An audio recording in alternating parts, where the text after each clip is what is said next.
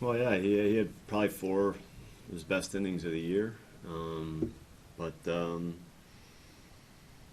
he made a mistake in a spot where a guy could hurt him with Escobar. I mean, I thought probably the pitches you'd like to have back was Herman. I thought Herman drawing a walk on him, fouling off some pitches was a big at bat, and then he had all 3 of those hitters with 2 strikes.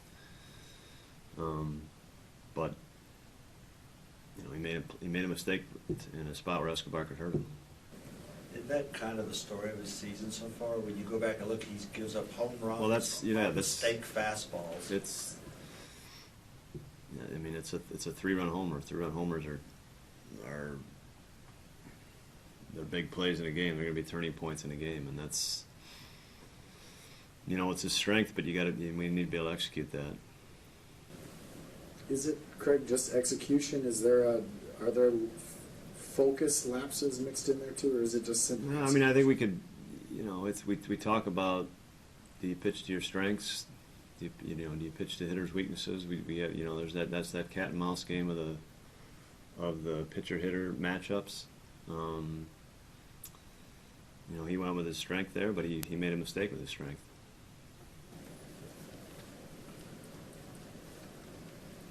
Well, one turning inning for you guys was that inning. You had guys on. You hit 2 scalded 2 balls back to back. Yeah, Comey hit a ball hard, and Adam Lennon hit a ball. Dozier made a great play.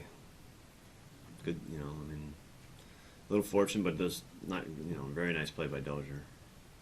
In a tight game like that, that's a big inning. It was a big plays. Yeah, that was. You got your 3-4. You got the middle of your lineup up. Your hitters up, and they made a play. Anyone else? I wanted to ask you about LaCroix's throwing right now. He's like really in a groove throwing out runners right now. I don't know the exact numbers, but they're just really getting good. You like what you're seeing from him mechanically back there? Well, he's been. You're right. He's in a groove, and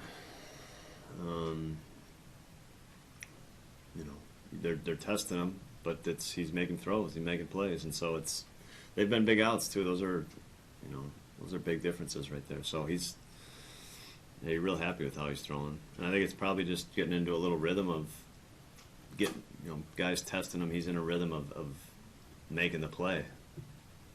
And he missed so much time too, and he's quickly got back into a rhythm after coming back. And that works in your favor going forward, right? No, that shows up over the long term for sure, and teams start to see that, and they start to be a little more hesitant to run for sure. And one other thing on this is, what about Torrey Hunter? I mean, he's heard before that he's at the end of his career, and he just keeps proving people wrong. If you make mistakes to him, he obviously knows what to do with them. Yeah, I mean, you don't. That's not a player at the end of his career. I mean, that's what I would say. Still a lot left, isn't it? He's still good. He's still a threat. He's still dangerous, and you still know you definitely have to make pitches on him. Greg, what is leading to struggles in the second game of series? I think 500 in game 1 of series for your club, but then now 8-16 in game 2. I don't know. I can't. I wouldn't have an answer for that. It's you don't do anything different in game 2. It's just we got beat. I don't have an answer to that one. I know we've broached on this before, but the home runs at home continue to really hurt it, and they're really getting lopsided now. Yeah, I mean, we got to do better. You got to keep the ball in the park, and it's not. To me, it's not a home road thing. It's just you make mistakes that lead to home runs. The runs on the board. They're not singles. You're not forcing the team to get 3 hits to score a run. There's a run on the board right away, and with men on base, 3-run homers. You give it 3-run homers, your win percentage is probably pretty low.